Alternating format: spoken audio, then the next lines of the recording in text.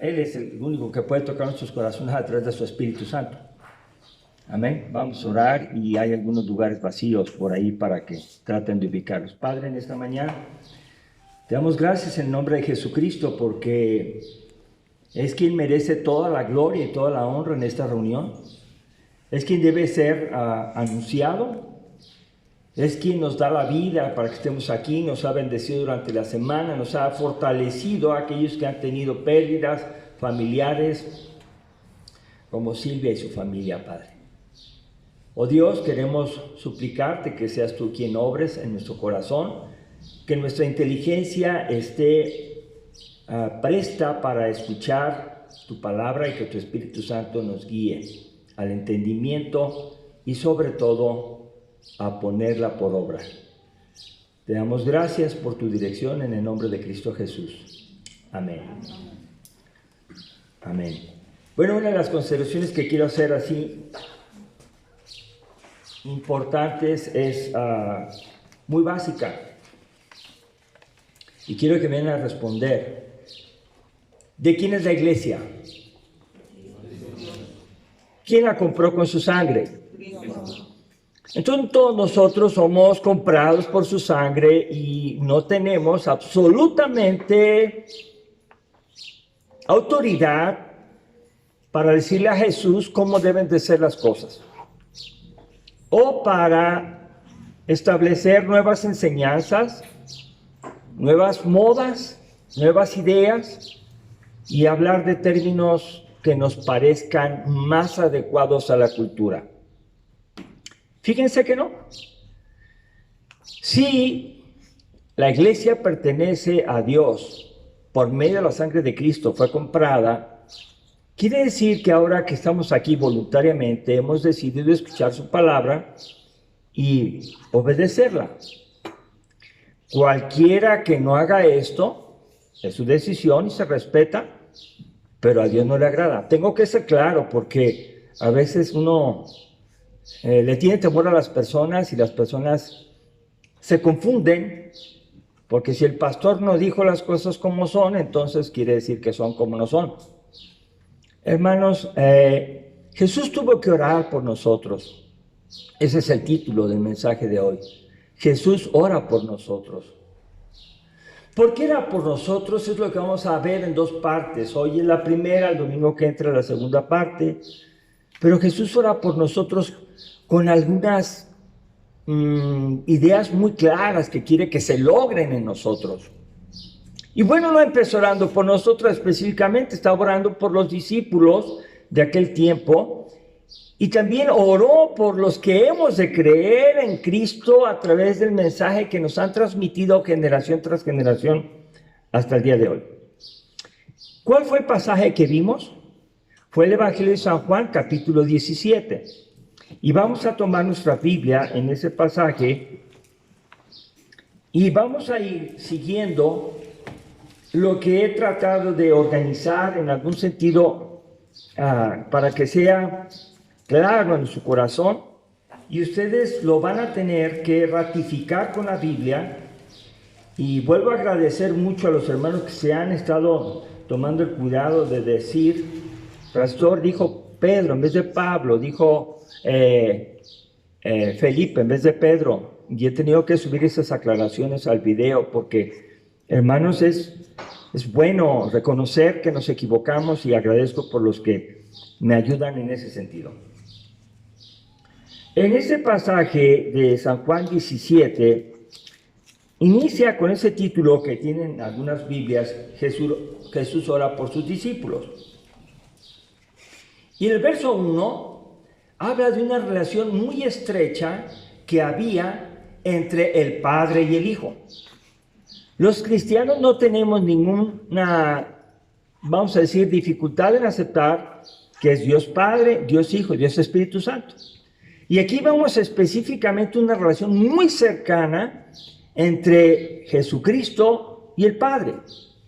Y vean cómo ahí dice en este verso 1, estas cosas habló Jesús levantando los ojos al cielo y dijo, Padre, la hora ha llegado, glorifica a tu Hijo para que también tu Hijo te glorifique a ti. Empezamos a notar una relación cercana, una relación muy profunda y de respeto. El respeto que se deben entre ellos. Dice aquí que Él está ya pidiendo, glorifica a tu hijo para que también tu hijo te glorifique.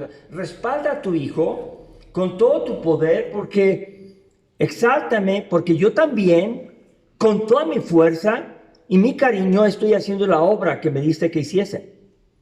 Jesucristo viene a ser obediente al Padre, aunque Jesucristo es Dios, dijimos, pero Él mismo no puede ser más ni diferente al Padre. Qué importante es esto.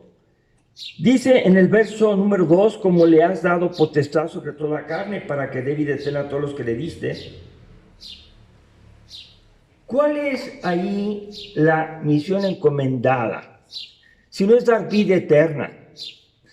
Miren qué importante es la misión de Jesucristo.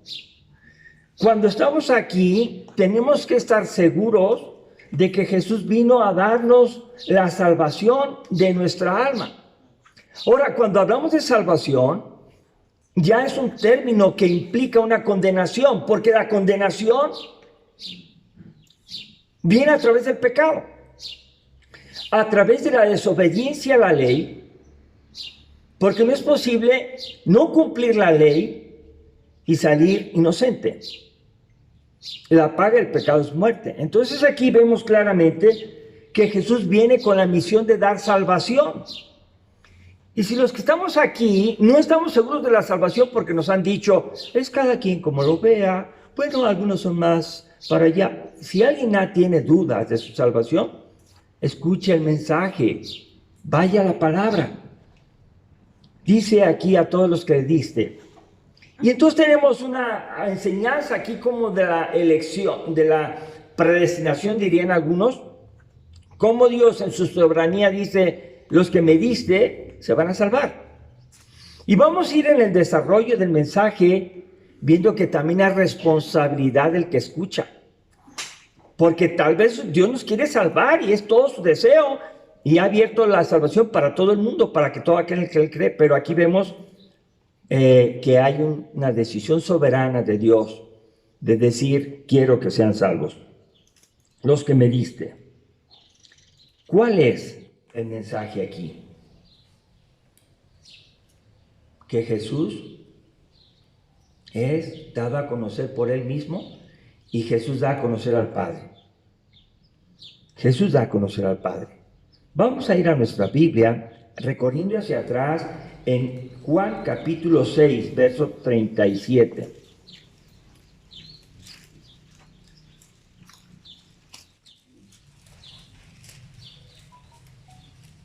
Juan 6, 37 al 40.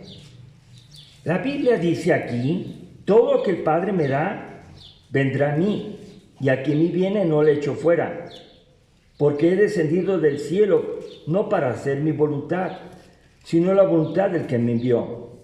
Y esta es la voluntad del Padre que me envió, que todo lo que me diere, no pierda yo nada, sino que lo resucite en el día postrero. Y esta es la voluntad del que me ha enviado, que todo aquel que vea al Hijo y cree en Él tenga vida eterna, y yo le resucitaré en el día postrero. Todo aquel que vea al Hijo y cree en Él. Esa es la responsabilidad.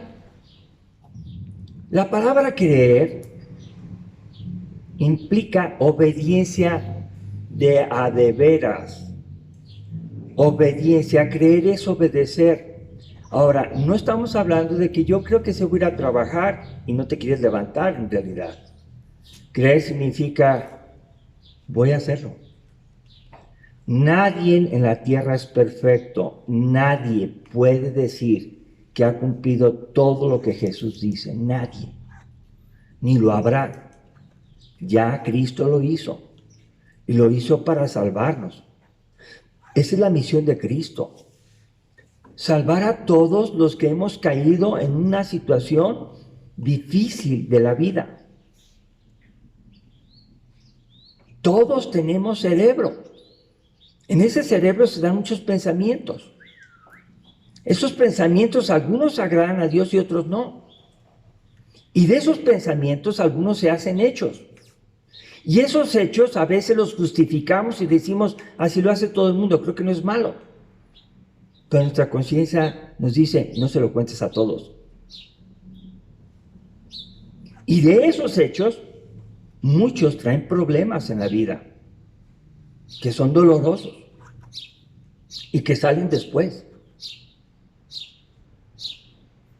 Y de esas consecuencias, todavía puede haber más personas involucradas por el pecado.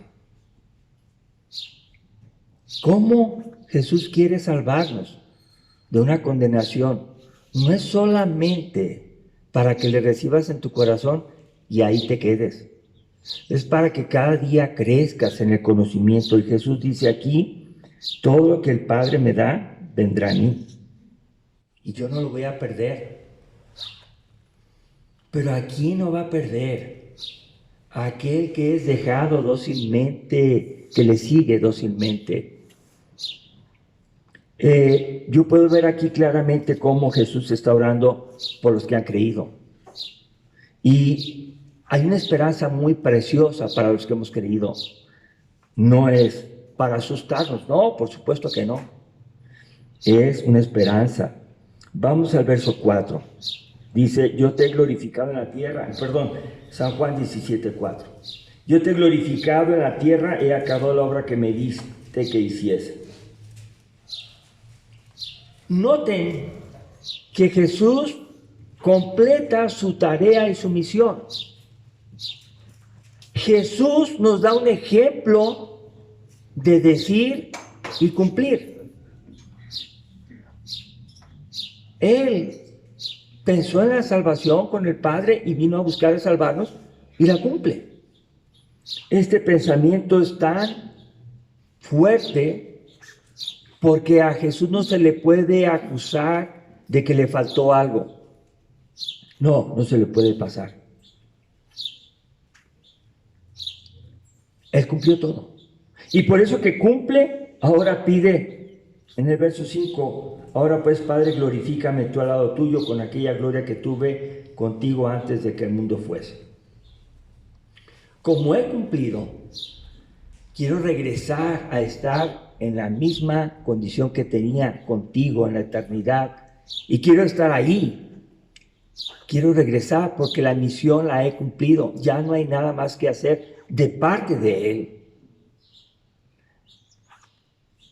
En esta primera parte vemos claramente cómo Jesús, podemos decir así, es el primer misionero enviado a buscar y a salvar a la humanidad perdida. Noten que el encuentro es con Jesús. No es estar en un templo o estar en otro o hacerle caso a una persona, hacerle a otra, a una ideología, a otra. No, el encuentro es con Jesús. Porque Él es el que hizo la obra de salvación, el único que puede salvar al mundo, y Él terminó su parte. Entonces, Él quiere estar allá, porque ha terminado. Dice en el verso número 6, he manifestado tu nombre a los hombres que del mundo me diste, tuyos eran y me los diste, y han guardado tu palabra. Las personas que decimos recibir a Cristo, creer en Él y denominarnos cristianos, dice aquí, han guardado tu palabra. Es necesario que nuestro corazón tenga la seguridad que Dios nos llama a obedecer su palabra. Repito, no va a haber quien la cumpla para que no me digan eso es imposible. Y estoy de acuerdo. Por eso Cristo murió, para salvarnos, porque es imposible. Pero también Cristo no quiere que si te tropezaste en una piedra, pases por medio y te vuelvas a tropezar en una piedra y en la misma piedra te tropieces toda la vida y sigas diciendo, Dios es gracia en Cristo. Eso no se vale.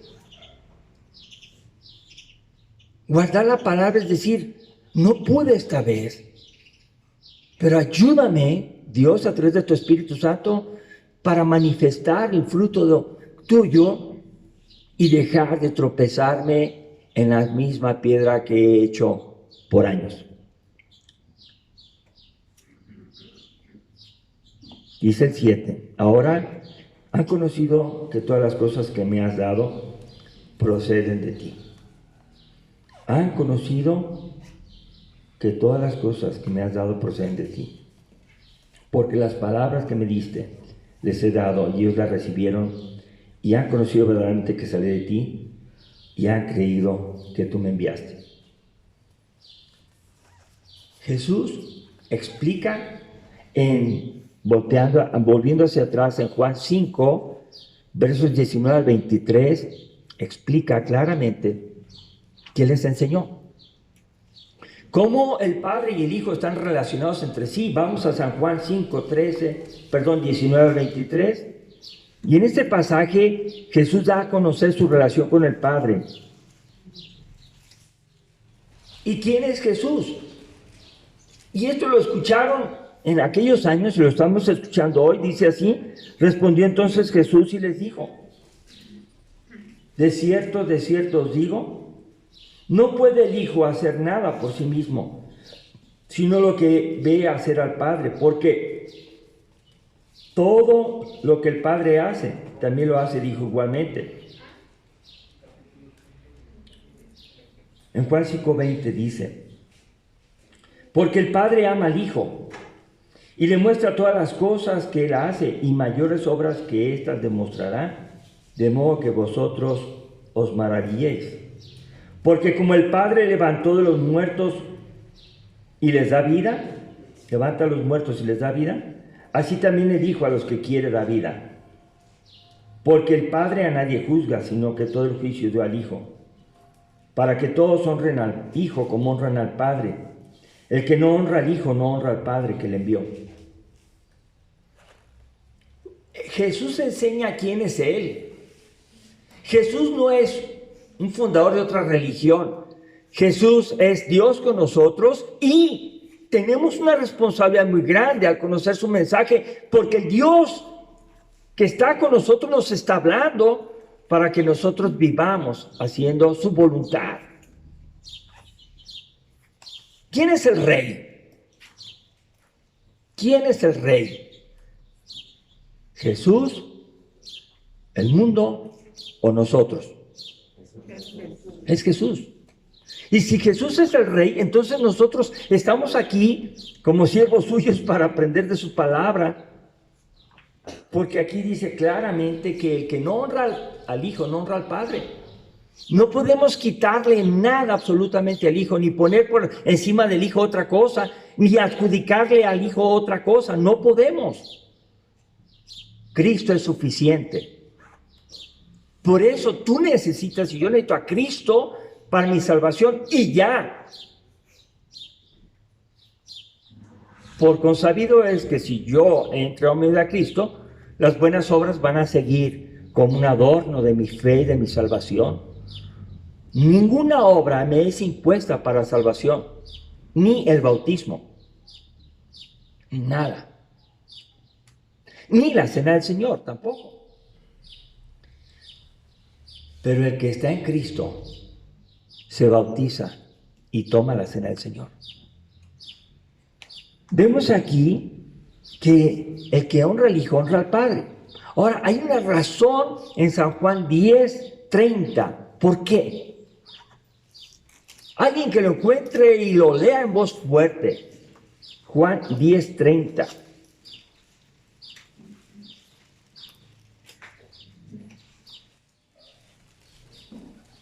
Yo y el Padre somos uno.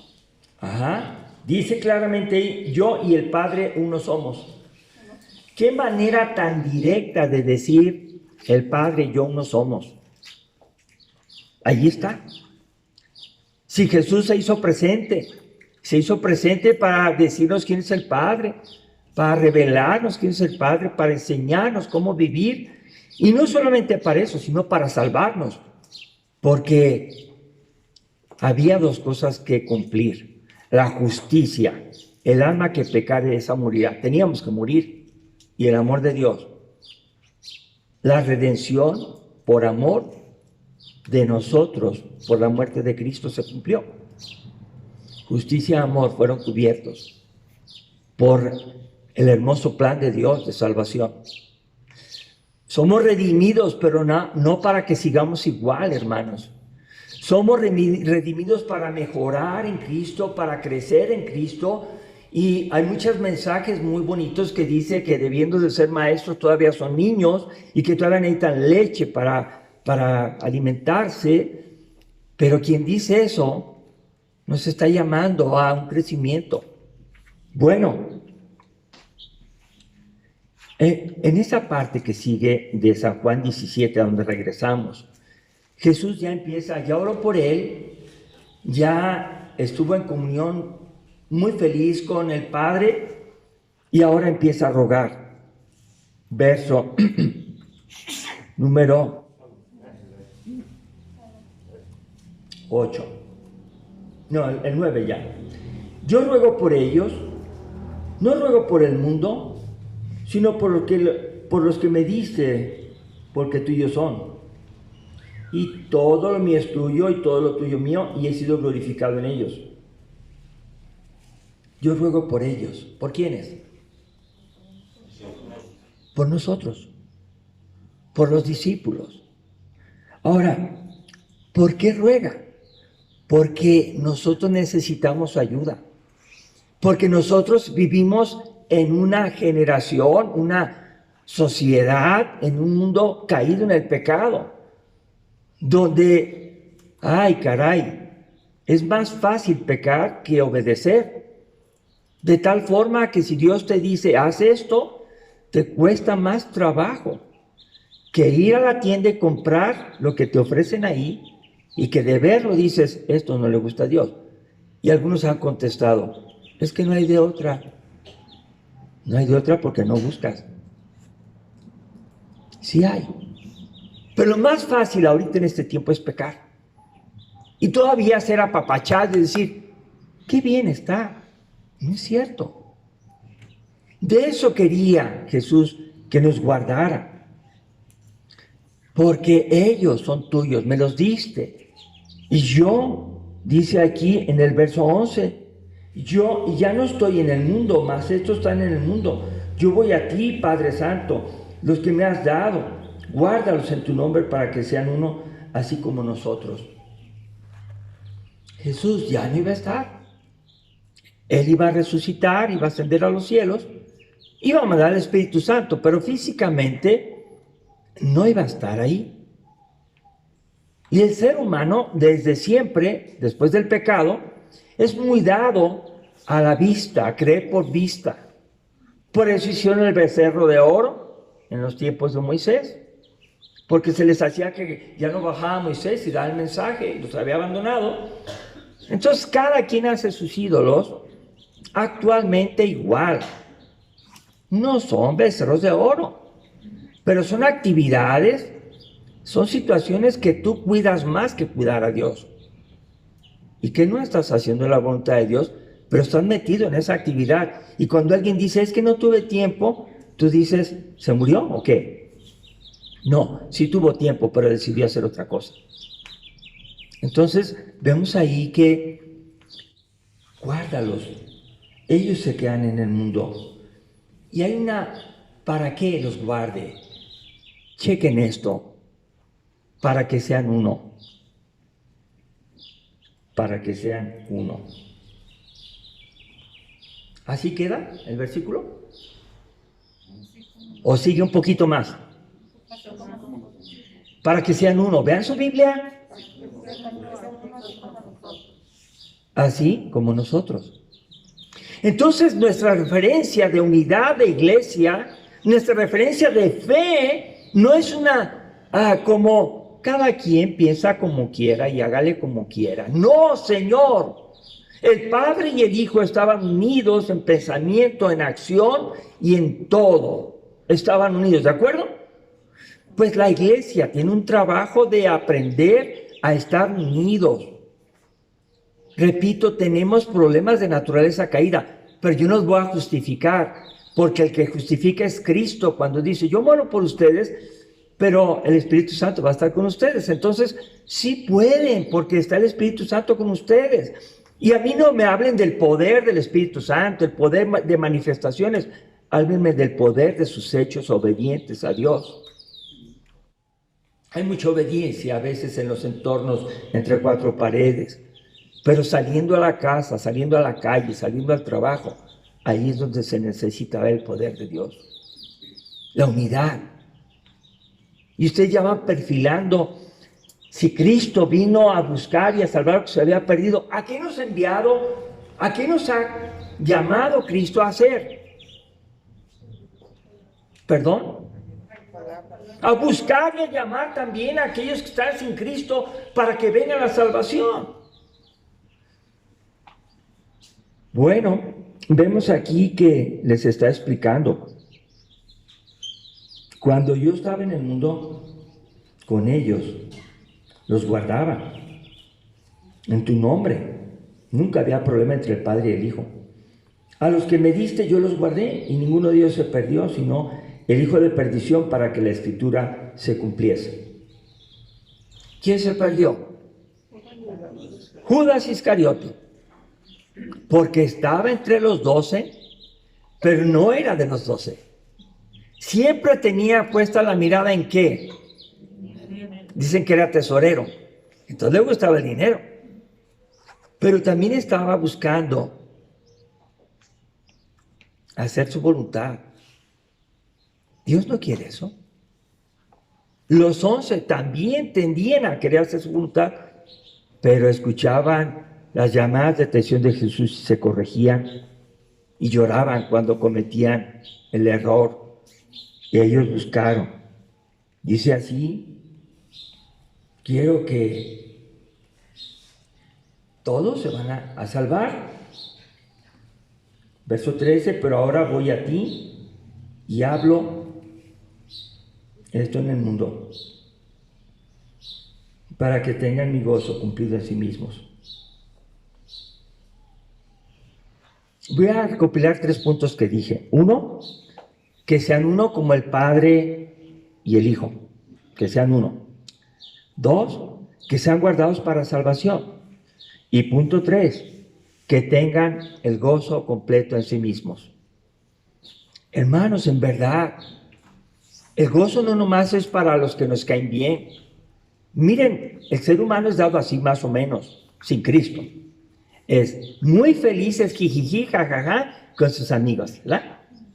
Y luego busca a alguien hablar de Cristo y luego que sean cristianos le hacen: está bien, luego nos vemos, ¿no? Nos vemos en el templo, luego hablamos de eso. Y separan la risa y el gozo y gozo en el mundo, celebran, pero cuando van a las cosas de Dios se ponen muy como asustados, no es como, Dios no quiere eso. Dios quiere que estemos gozosos en la iglesia, unidos en la iglesia, y que además, vayamos al mundo a traer personas al gozo y a la unidad en Cristo Jesús. ¿Se dan cuenta? El gozo es permanente. En el trabajo, en la iglesia y en todo lugar. Con cristianos y con no cristianos. ¿Y qué haces tú? Estás mostrando lo que eres. Dice la Biblia que el gozo esté completo, que no le falte nada al gozo. Entonces, yo puedo ver hasta aquí, hasta esta parte del mensaje, puedo ver hasta aquí, que lo que Jesús quiere es que recibamos su palabra, que le creamos, que la pongamos por obra. Entonces vemos al Hijo, Jesús, hablando con el Padre en una comunión muy bonita. Ya ahorita podemos ver cómo nosotros, los hijos de Dios, podemos tener una comunión muy bonita con Jesús y a través de Jesús con el Padre, y tenemos una comunión verdaderamente bonita. Y que toda la maldad que se ha cernido sobre nuestra vida es vencida por el poder de Cristo en nosotros. La oración por nosotros es que hagamos su voluntad y nos guarde del mal. En otras palabras, que nos mantenga en victoria. Vamos a orar porque Jesús vivió en la tierra para glorificar al Padre con obediencia. Se entregó a la salvación por nosotros, aunque tuviera que sufrir en la cruz, y antes de eso rogó por nosotros. Esta es la buena noticia que tenemos que compartir a las personas que no conocen a Cristo y que debemos depender del poder del Espíritu Santo para vivir y para ir haciendo la parte que nos toca. Quiero animarles, porque en esta semana que pasó, 2 jóvenes se suicidaron.